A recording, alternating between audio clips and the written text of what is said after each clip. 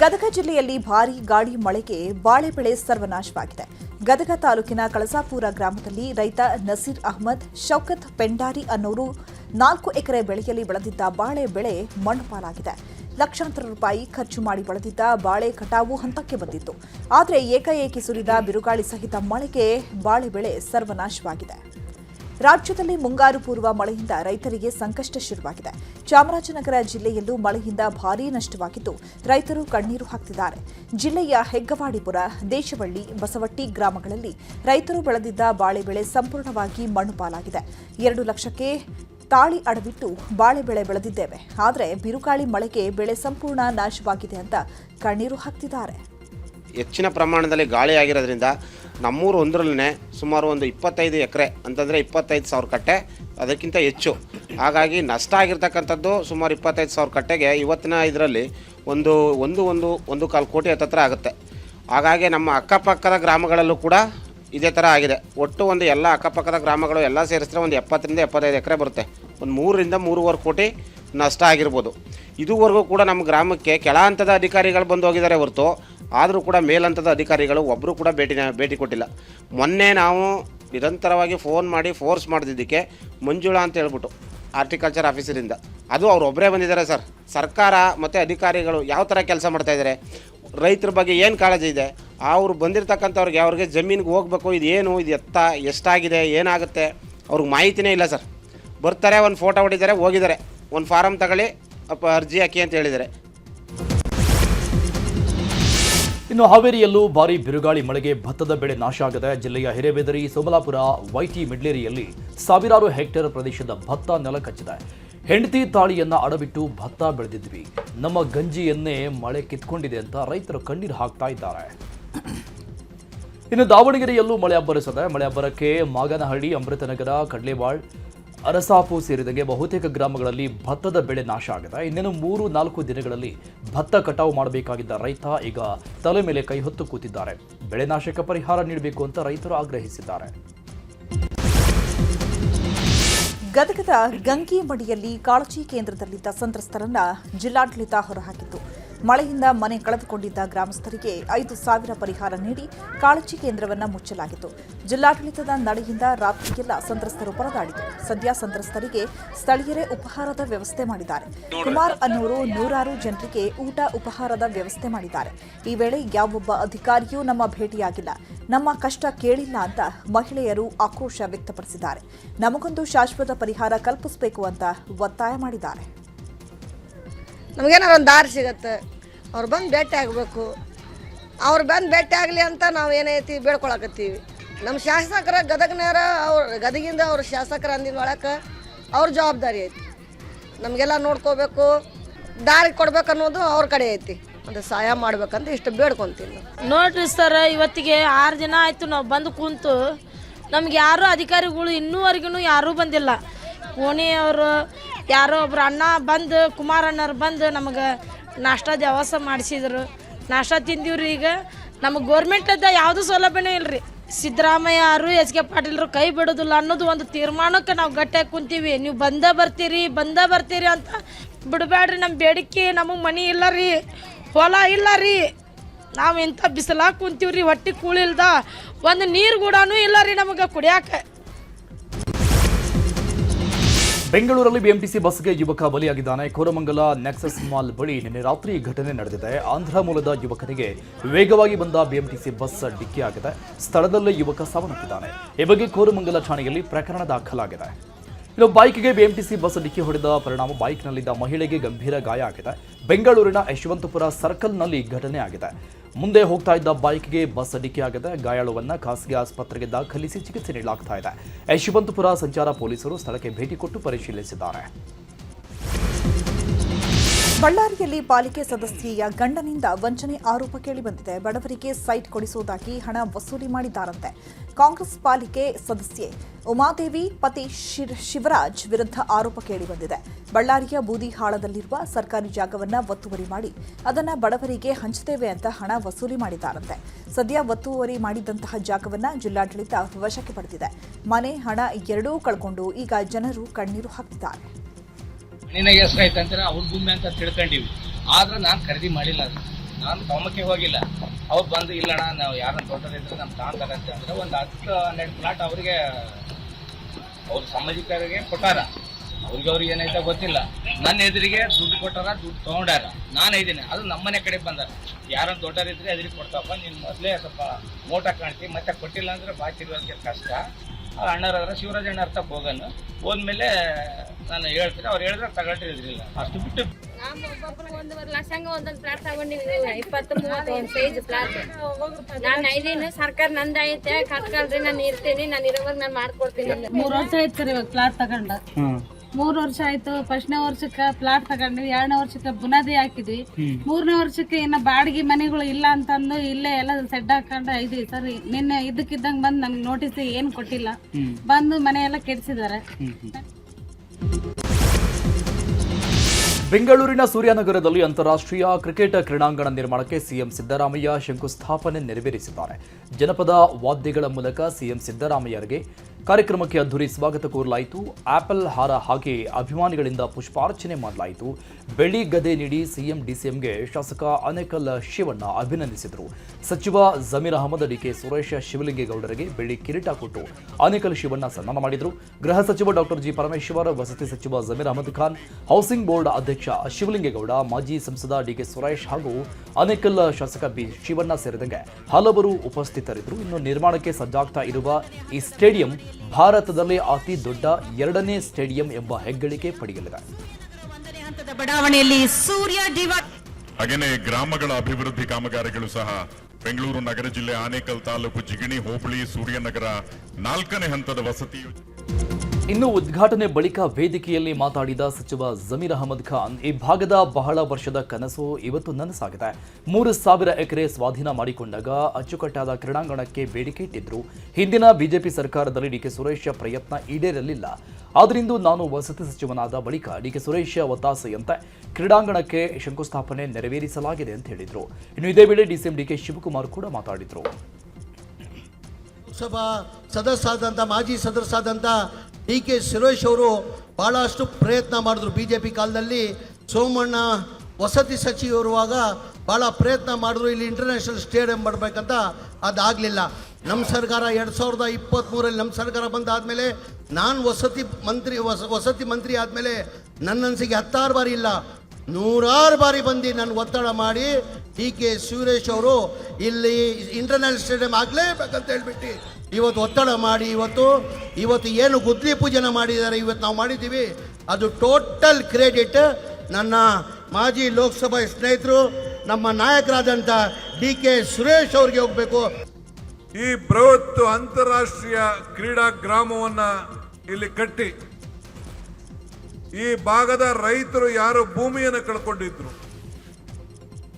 ಯಾರು ಇಲ್ಲಿ ವಾಸ ಮಾಡಬೇಕು ಅಂತ ಬಂದಿದ್ದಾರೆ, ಅವರೆಲ್ಲರಿಗೂ ಕೂಡ ಬದುಕನ್ನ ಕಟ್ಕೊಂಡು ಅವರ ಆಸ್ತಿ ಮೌಲ್ಯಗಳನ್ನು ಹೆಚ್ಚಲಿಕ್ಕೆ ಮತ್ತು ಎಲ್ಲ ಕ್ರೀಡಾಭಿಮಾನಿಗಳಿಗೆ, ಕ್ರೀಡಾಪಟುಗಳಿಗೆ ಒಂದು ಉತ್ತಮವಾದಂಥ ಬದುಕನ್ನು ಕಟ್ಕೊಳ್ಳಿಕ್ಕೆ ರೂಪವನ್ನು ಮಾಡಿಕೊಂಡಿದ್ದಾರೆ. ರಾಜ್ಯ ಕಾಂಗ್ರೆಸ್ನಲ್ಲಿ ನಾಯಕತ್ವ ಬದಲಾವಣೆ ವಿಚಾರದ ಬಗ್ಗೆ ಶಾಸಕ ಇಕ್ಬಾಲ್ ಹುಸೇನ್ ಪ್ರತಿಕ್ರಿಯೆ ನೀಡಿದ್ದಾರೆ. ಬೆಂಗಳೂರು ದಕ್ಷಿಣ ಜಿಲ್ಲೆಯ ಹಾರೋಹಳ್ಳಿಯಲ್ಲಿ ಮಾತನಾಡಿದ ಅವರು, ಆದಷ್ಟು ಬೇಗ ಎಲ್ಲ ಒಳ್ಳೆಯದಾಗುತ್ತೆ, ಸಿಹಿ ಸುದ್ದಿ ಬರಲಿದ್ದು ಸ್ವಲ್ಪ ದಿನ ಕಾಯಬೇಕು ಅಷ್ಟೇ ಅಂತ ಹೇಳಿದ್ದಾರೆ. ಆದಷ್ಟು ಬೇಗ ಅದೆಲ್ಲ ಒಳ್ಳೆಯದಾಗ್ತದೆ, ಸಿಹಿ ಸುದ್ದಿ ಬರ್ತದೆ, ಇನ್ನೊಂದು ಕೇವಲ ಸ್ವಲ್ಪ ದಿನ ಕಾಯ್ದು. 15 ಕೊನೆ ಭವಿಷ್ಯ, ಈ 15 ಕನ್ಫರ್ಮ್ ಆಗಿ ಆದಾಯ ಆಗ್ತೀರಿ ಅಂತ ಹೇಳಿದ್ರಿ. ಸಾಕಷ್ಟು ಜನ ಈಗ ಅದ್ರ ಬಗ್ಗೆನೇ ಚರ್ಚೆ ಮಾಡ್ತಿದ್ದಾರೆ. ಇನ್ನೊಂದು ಲೇಟ್ ಏನಾದ್ರು ಕೊಡ್ತೀರಾ ಸರ್? ಏನಿಲ್ಲ, ಇನ್ನೇನು ಸ್ವಲ್ಪ ದಿನ ಇದೆ, ಸ್ವಲ್ಪ ಸಾಕು. ಸಂಪುಟ ಪುನಾರಚನೆ ವಿಚಾರವಾಗಿ ಗೃಹ ಸಚಿವ ಪರಮೇಶ್ವರ್ ಮಾತನಾಡಿದ್ದಾರೆ. ಬೆಂಗಳೂರಿನಲ್ಲಿ ಮಾತನಾಡಿದ ಗೃಹ ಸಚಿವ ಪರಮೇಶ್ವರ್, ಸಂಪುಟ ಪುನಾರಚನೆಗೆ ಶಾಸಕರ ಒತ್ತಾಯ ತಪ್ಪೇನಿಲ್ಲ, ಸಚಿವರಾಗಲು ಅವರಿಗೂ ಸಾಮರ್ಥ್ಯ ಇದೆ. ಆದರೆ ಸಂಪುಟದಲ್ಲಿ 15% ಮಾತ್ರ ಖಾತೆಗಳ ಭರ್ತಿ ಮಾಡಿಕೊಳ್ಬೇಕು ಅಂತ ಇದೆ. ಹಾಗಾಗಿ ಸಂಖ್ಯೆಗಳು ಕಡಿಮೆ ಇರುತ್ತೆ. ಏನೇ ಇದ್ರೂ ಎಲ್ಲವನ್ನ ಹೈಕಮಾಂಡ್ ನಿರ್ಧಾರ ಮಾಡುತ್ತೆ ಎಂದಿದ್ದಾರೆ. ಅವ್ರು ಮಾಡೋದ್ರಲ್ಲಿ ತಪ್ಪಿದೆ ಅಂತ ನನಗೇನು ಅನಿಸಲ್ಲ. ಅವರು ಕೇಳೋದ್ರಲ್ಲಿ ನಮಗೆ ಮಂತ್ರಿಗಳು ಮಾಡಿ ನಾವು 3 ಸಾರಿ ಗೆದ್ದಿದ್ದೀವಿ, 2 ಸಾರಿ ಗೆದ್ದಿದ್ದೀವಿ, 4 ಸಾರಿ ಗೆದ್ದಿದ್ದೀವಿ ಅಂತ ಹೇಳೋದ್ರಲ್ಲಿ ತಪ್ಪೇನಿದೆ. ದೇರ್ ಆಲ್ಸೋ ಅವ್ರಿಗೂ ಸಾಮರ್ಥ್ಯ ಇದೆ. ಆದರೆ 15% ಅಷ್ಟೇ ನಾವು ಮಿನಿಸ್ಟ್ರಿಗಳನ್ನ ಮಾಡಬೇಕು ಅಂತ ಇರುವಾಗ ಸಂಖ್ಯೆಗಳು ಕಡಿಮೆ ಇರುತ್ತೆ. ಕಲಬುರಗಿಯ ಆಳಂದದ ಲಾಡ್ಲೆ ಮಶಾಕ ದರ್ಗಾ ಕೇಸ್ ವಾಪಸ್ ಬಗ್ಗೆ ಗೃಹ ಸಚಿವ ಡಾಕ್ಟರ್ ಜಿ ಪರಮೇಶ್ವರ್ ಮಾತನಾಡಿದ್ದಾರೆ. ಕೇಸ್ ವಾಪಸ್ಗೆ ಬಿಜೆಪಿ ಹಿಂದೂ ಸಂಘಟನೆಗಳ ವಿರೋಧ ಇದೆ. ವಿರೋಧ ಮಾಡುವುದು ಅವರಿಗೆ ಬಿಟ್ಟ ವಿಚಾರ. ಎಲ್ಲರನ್ನೂ ಸರಿಸಮಾನವಾಗಿ ನೋಡಿಕೊಳ್ಳಬೇಕು. ಸಂವಿಧಾನದ ಆಶಯದಂತೆ ಕಾಂಗ್ರೆಸ್ ಕೆಲಸ ಮಾಡ್ತಾ ಇದೆ ಅಂತ ಹೇಳಿದ್ದಾರೆ. ಏನು ಆತಂಕ ಇದೆಯೋ ಗೊತ್ತಿಲ್ಲ. ಅದನ್ನು ಅವರು ಪತ್ರ ಬರೆದ್ರೆ ಅದಕ್ಕೇನು ರೆಸ್ಪಾಂಡ್ ಮಾಡಬೇಕು ಪೊಲೀಸ್ ಇಲಾಖೆ ಮಾಡುತ್ತೆ. ಅದು ಅವ್ರಿಗೆ ಬಿಟ್ಟಿದ್ದು. ನಾವು ಅದ್ರ ಬಗ್ಗೆ ನಾವು ಹೆಂಗೆ ಅವರಿಗೆ ಬುದ್ಧವಾದ ಹೇಳೋಕ್ಕೆ ಅಲ್ಲಲ್ಲ. ನೋಡಿ, ಕಾಂಗ್ರೆಸ್ ಪಕ್ಷ ಈ ದೇಶದಲ್ಲಿ ಎಲ್ಲರಿಗೂ ಸರಿಸಮಾನವಾಗಿ ನೋಡ್ಕೊಳ್ಬೇಕು ಅಂತ ಸಂವಿಧಾನದಲ್ಲಿ ಏನಿದೆ ಅದನ್ನೇ ಮಾಡ್ತಾ ಇರೋದು. ಎಕ್ಸ್ಟ್ರಾ ಏನು ಮಾಡೋದಿಲ್ಲ. ಯಾರು ಹಿಂದುಳಿದಿದ್ದಾರೆ, ಯಾರು ಸಮಾಜದಲ್ಲಿ ತುಳಿತಕ್ಕೆ ಒಳಗಾಗಿದ್ದಾರೆ, ನಿರ್ಲಕ್ಷ್ಯಕ್ಕೆ ಒಳಗಾಗಿದ್ದಾರೆ, ಅವರಿಗೊಂದಿಷ್ಟು ಕಾರ್ಯಕ್ರಮಗಳನ್ನು ಕೊಡೋದು ಕಾಂಗ್ರೆಸ್ಸಿನ ಕೆಲಸ. ಅವರಿಗೆ ಕಲಬುರಗಿ ಲಾಡ್ಲೆ ಮಶಾಕ್ ದರ್ಗಾ ಪ್ರಕರಣದ ಕೇಸ್ ವಾಪಸ್ಗೆ ಬಿಜೆಪಿ ರಾಜ್ಯಾಧ್ಯಕ್ಷ ವಿಜಯೇಂದ್ರ ಕೆಂಡ ಕಾರಿದ್ದಾರೆ. ಕಾಂಗ್ರೆಸ್ ಸರ್ಕಾರ ಅಧಿಕಾರಕ್ಕೆ ಬಂದಾಗಿನಿಂದ ಹಿಂದೂಗಳ ಮೇಲೆ ದೌರ್ಜನ್ಯ ನಡೀತಾ ಇದೆ. ಅಲ್ಪಸಂಖ್ಯಾತರ ಓಲೈಕೆಗೆ ಯಾವ ಮಟ್ಟಕ್ಕೆ ಹೋಗ್ತಾರೆ ಅನ್ನೋದಕ್ಕೆ ಉದಾಹರಣೆ. ಹಿಂದೂ ಮುಸಲ್ಮಾನರ ನಡುವೆ ಸೌಹಾರ್ದ ಕದಡುವ ನೀಚ ಕೆಲಸ ಮಾಡಿದವರ ವಿರುದ್ಧ ಕೇಸ್ ವಾಪಸ್ ಪಡೆಯುವ ಕೆಲಸ ಮಾಡಿದೆ. ವೋಟ್ ಬ್ಯಾಂಕ್ ಸುಭದ್ರಗೊಳಿಸಲು ಪದೇ ಪದೇ ಈ ರೀತಿಯ ನಿರ್ಧಾರ ಮಾಡ್ತಾ ಇದೆ ಅಂತ ಕಿಡಿಕಾರಿದರು. ಸಿದ್ದರಾಮಯ್ಯನವರ ನೇತೃತ್ವದ ಕಾಂಗ್ರೆಸ್ ಸರ್ಕಾರ ಅಧಿಕಾರಕ್ಕೆ ಬಂದಾಗಿನಿಂದ ಕರ್ನಾಟಕ ರಾಜ್ಯದಲ್ಲಿ ನಿರಂತರವಾಗಿ ಹಿಂದೂಗಳ ಮೇಲೆ ದೌರ್ಜನ್ಯಗಳು ಒಂದು ಕಡೆ ನಡೀತಾ ಇದ್ರೆ, ಮತ್ತೊಂದು ಕಡೆ ಅಲ್ಪಸಂಖ್ಯಾತರನ್ನ ಓಲೈಕೆ ಮಾಡುವಂತ ನಿಟ್ಟಿನಲ್ಲಿ ಯಾವ ಮಟ್ಟಕ್ಕೆ ಹೋಗ್ಬೋದು ಅಂತ ಹೇಳಿದ್ರೆ, ಮೊನ್ನೆ ಕ್ಯಾಬಿನೆಟ್ ಅಲ್ಲಿ ತೆಗೆದುಕೊಂಡಿರ್ತಕ್ಕಂಥ ನಿರ್ಧಾರ ಅಂತ ದೇಶದ್ರೋಹಿಗಳ ವಿರುದ್ಧ ಯಾರು ಇವತ್ತು ರಾಜ್ಯದಲ್ಲಿ ಒಂದು ಕಾನೂನು ಸುವ್ಯವಸ್ಥೆನ ಹಾಳು ಮಾಡಬೇಕು, ಹಿಂದೂ ಮತ್ತು ಮುಸಲ್ಮಾನರ ಮಧ್ಯೆ ಸೌಹಾರ್ದತೆಯನ್ನ ಕದಡಬೇಕು ಅಂತಕ್ಕಂಥ ವಿಚಾರವನ್ನು ಇಟ್ಕೊಂಡು ಇಂಥ ರಾಜ್ಯ ಬಿಜೆಪಿಯಲ್ಲಿ ರಾಜ್ಯಾಧ್ಯಕ್ಷರ ಬದಲಾವಣೆ ಕಗ್ಗಂಟಾಗಿದೆ. ಈಗಾಗಲೇ ಕೇಂದ್ರದ ವೀಕ್ಷಕರ ತಂಡ ರಾಜ್ಯಕ್ಕೆ ಭೇಟಿ ನೀಡಿ ಶಾಸಕರ ಅಭಿಪ್ರಾಯವನ್ನು ಸಂಗ್ರಹಿಸಿದೆ. ಈ ಬೆನ್ನಲ್ಲೇ ಇವತ್ತು ರಾತ್ರಿ ಬಿಜೆಪಿ ಅಧ್ಯಕ್ಷ ನಿತಿನ್ ನವೀನ್ ಬೆಂಗಳೂರಿಗೆ ಬರ್ತಾ ಇದ್ದು ರಾಜ್ಯಾಧ್ಯಕ್ಷರ ಆಯ್ಕೆ ಫೈನಲ್ ಮಾಡ್ತಾರೆ ಅಂತ ಹೇಳಲಾಗ್ತಾ ಇದೆ. ಈ ಬಗ್ಗೆ ಮಾತನಾಡಿದ ವಿಜಯೇಂದ್ರ, ನಿತಿನ್ ನವೀನ್ ಇವತ್ತು ಬೆಂಗಳೂರಿಗೆ ಬರ್ತಾರೆ, ನಾಳೆ ಬಿಎಸ್ವೈ ಮನೆಗೆ ಉಪಹಾರಕ್ಕೆ ಬರ್ತಾರೆ. ಬಳಿಕ ಬಿಜೆಪಿ ಕಚೇರಿಯಲ್ಲಿ ಸಂಸದರು ಶಾಸಕರ ಜೊತೆ 2 ಗಂಟೆಗಳ ಕಾಲ ಚರ್ಚೆ ನಡೆಸ್ತಾರೆ ಅಂತ ಹೇಳಿದರು. ಪಾರ್ಟಿಯ ರಾಷ್ಟ್ರೀಯ ಅಧ್ಯಕ್ಷರು ನಿತಿನ್ ನವೀನ್ ಜಿ ಅವರು ಪ್ರಪ್ರಥಮ ಬಾರಿಗೆ ಕರ್ನಾಟಕಕ್ಕೆ ಬರ್ತಾ ಇದ್ದಾರೆ, ಬೆಂಗಳೂರಿಗೆ ಬರ್ತಾ ಇದ್ದಾರೆ. ಇವತ್ತು ರಾತ್ರಿ 11:11ವರೆಗೆ ಬೆಂಗಳೂರಿಗೆ ಬಂದು ತಲುಪ್ತಾರೆ.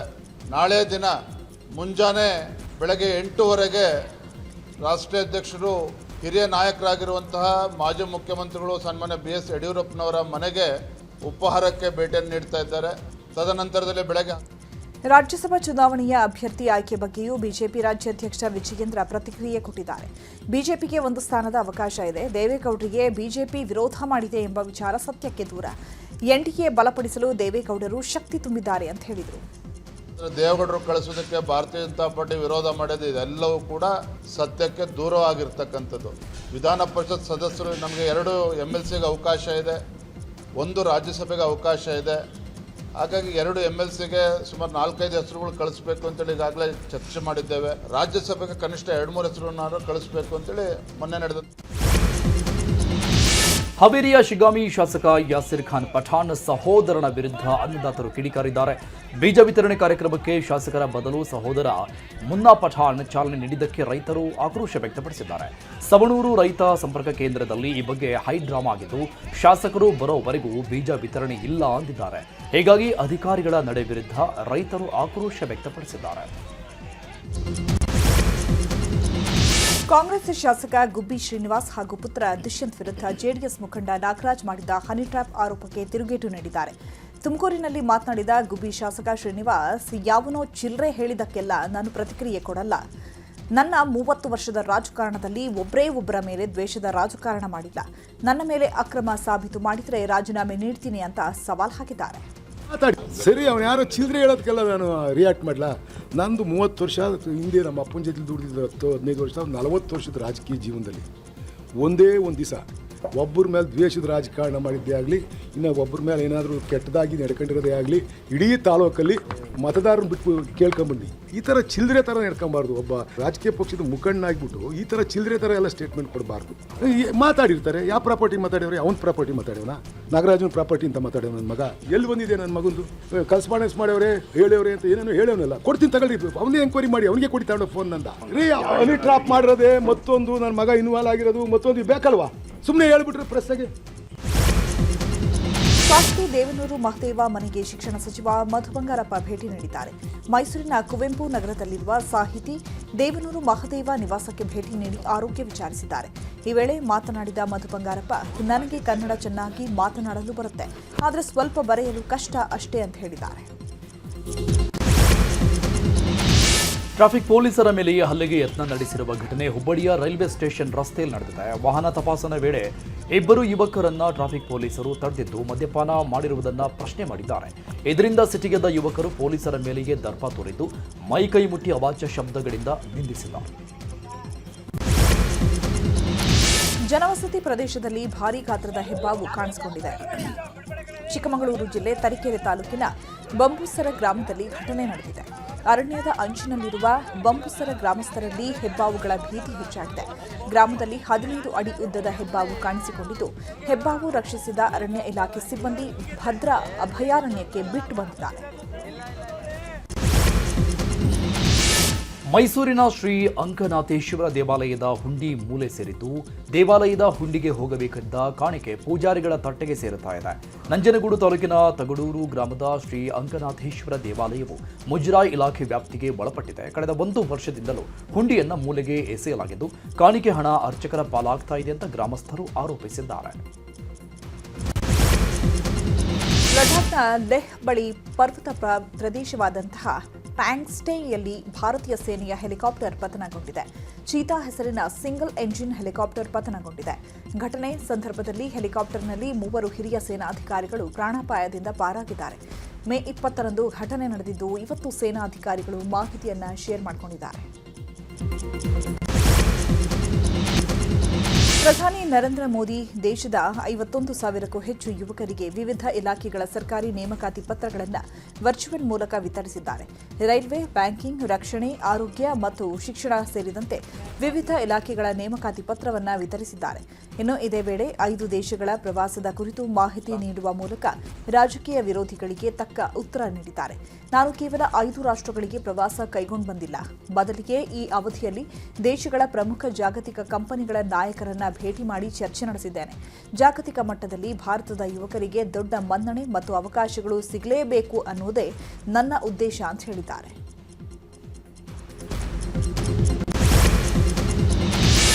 ಅಮೆರಿಕ ವಿದೇಶಾಂಗ ಕಾರ್ಯದರ್ಶಿ ಮಾರ್ಕೋ ರೂಬಿಯೋ ಭಾರತದ ಪ್ರವಾಸದಲ್ಲಿದ್ದಾರೆ. ಬೆಳಗ್ಗೆ ಕೋಲ್ಕತಾದ ಮದರ್ ತೆರೇಸಾ ಚಾರಿಟೇಬಲ್ ಟ್ರಸ್ಟ್ಗೆ ಭೇಟಿ ಕೊಟ್ಟ ರೂಬಿಯೋ ಈಗ ದೆಹಲಿಗೆ ಆಗಮಿಸಿದ್ದಾರೆ. ಕೆಲ ಹೊತ್ತಲ್ಲೇ ಪ್ರಧಾನಿ ಮೋದಿ ಜೊತೆ ಮಾರ್ಕೋ ರೂಬಿಯೋ ಸಭೆ ನಡೆಸಲಿದ್ದಾರೆ. ಇಂಧನ ಸೇರಿ ಪ್ರಮುಖ ವಿಷಯಗಳ ಬಗ್ಗೆ ಚರ್ಚೆ ನಡೆಸಲಿದ್ದಾರೆ. ಇರಾನ್ ಅಮೆರಿಕ ನಡುವೆ ಸಂಘರ್ಷ ತೀವ್ರಗೊಂಡಿದೆ. ಅಮೆರಿಕ ಅಧ್ಯಕ್ಷ ಟ್ರಂಪ್ ಕುಟುಂಬವೀಗ ಟಾರ್ಗೆಟ್ ಆಗಿದ್ದು, ಟ್ರಂಪ್ ಪುತ್ರಿ ಇವಾಂಕಾ ಟ್ರಂಪ್ ಹತ್ಯೆಗೆ ಐಆರ್ಜಿಸಿ ಸಂಚು ರೂಪಿಸಿದೆ ಎನ್ನಲಾಗ್ತಾ ಇದೆ.